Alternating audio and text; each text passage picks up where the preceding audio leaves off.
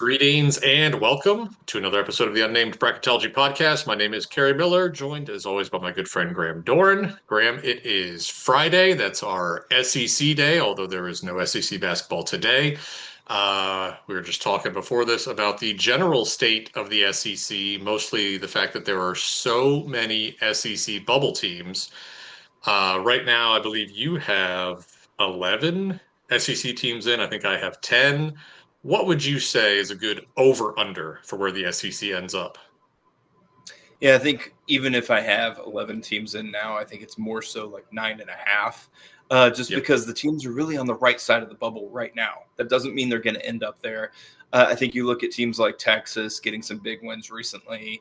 Auburn is still kind of hanging in there, but Texas A&M has a win at Auburn. Missouri has the win over Auburn. Auburn beat Arkansas really badly. Like things are just like barely working out for a lot of SEC teams right now. Probably won't barely work out for all of them at the end.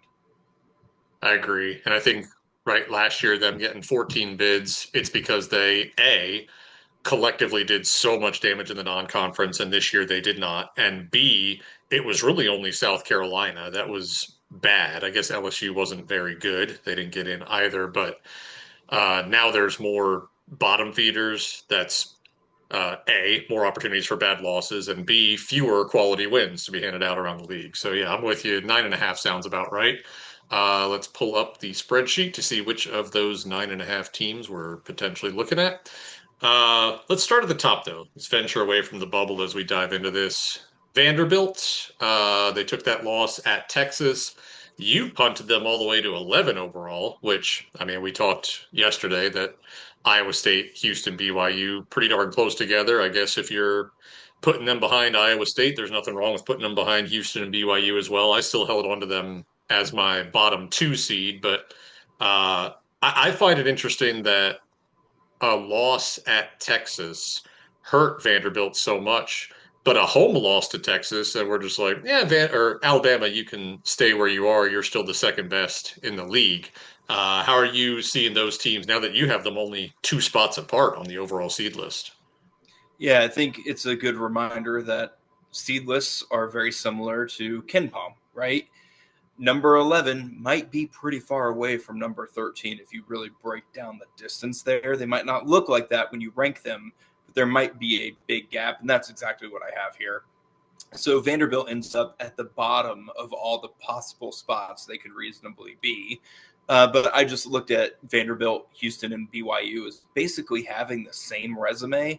And so I really kind of just went to like, okay, who do I think the committee would think is the best of those three teams? I think they'd probably think Houston would win more likely than not against either BYU or Vanderbilt on neutral court. And I think they'd probably expect BYU to beat Vanderbilt if they played on neutral court too.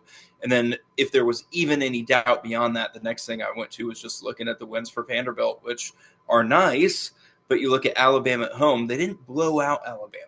They played Alabama pretty close at home, got that victory.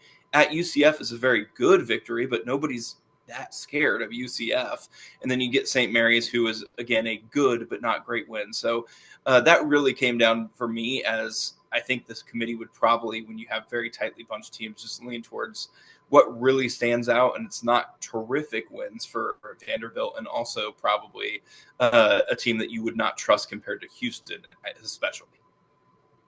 I wish Kansas was playing UCF this weekend right after you said nobody's really afraid of UCF. Do you put any stock, this is kind of a general question, but as the projected SEC champion, do you put anything into that until the time comes in March? Because I would think, right, whoever wins the SEC, if it comes down to a tiebreaker, they're going to be ahead of the third and fourth best teams in the Big 12. Yeah, I don't put any stock into it yet. The reason I have Alabama at 13 is really just because they beat Illinois.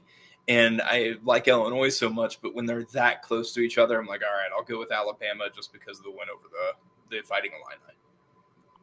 All right, and then just behind that tier, which was not behind that tier 7 days ago, Florida has come skyrocketing back in with that win over Tennessee, that convincing win over Tennessee. They don't have anything close to a terrible loss. I mean, the neutral loss to TCU wasn't great. At Missouri, I mean, that's a bubble team, but it's fine. They were hanging on for forever as a predictive metrics darling. Now they've got their resume metrics back up to snuff, and we both have them as a 5 seed right now. Anything else you want to add on Florida beyond just the fact that they got a nice big game at Vanderbilt coming up tomorrow? Well, I was just going to say their resume has gotten better, not just from beating Tennessee, but from Miami now looking like a better Mm, victory. true, That true. actually adds a little bit of weight to the resume. Yeah. Arkansas, Tennessee, they're just kind of hanging out there in that comfortably in, but not really in the mix for a top 4 seed range. And then we get down to the bubble, which is just all of this. What is that? 6 teams that are between 35 overall and our first team out. That's a pretty crazy cluster.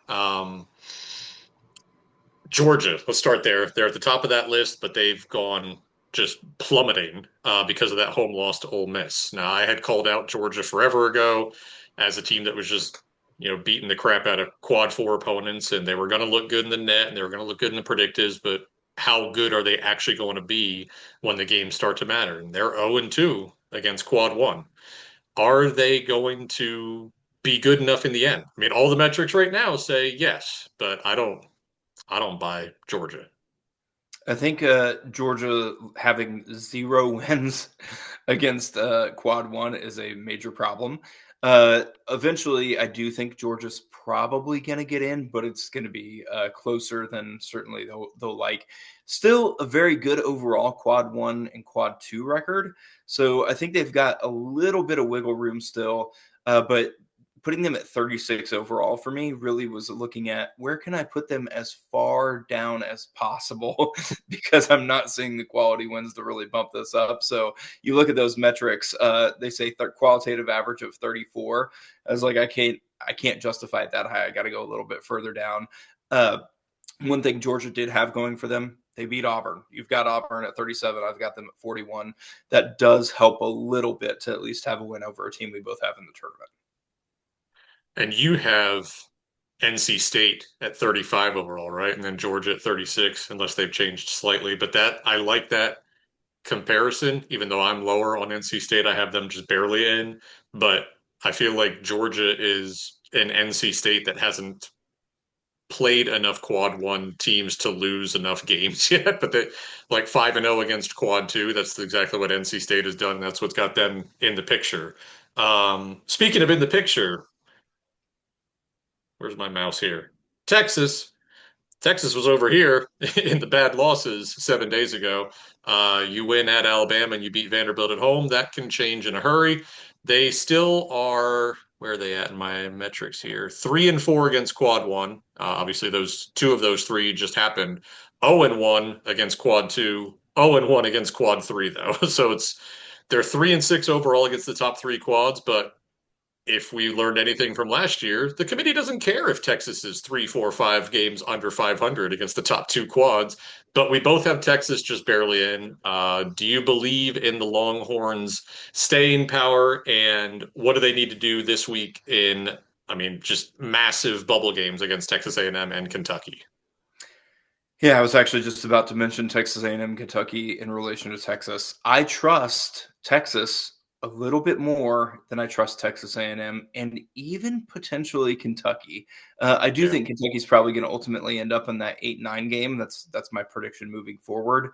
But I just think Texas is rounding into form. That simple. I think Kentucky's been so up and down. I just don't really know whether they're going to have that consistent staying power. But I genuinely believe Texas has turned a corner and that they're going to do enough to get into the bracket at the end of the year.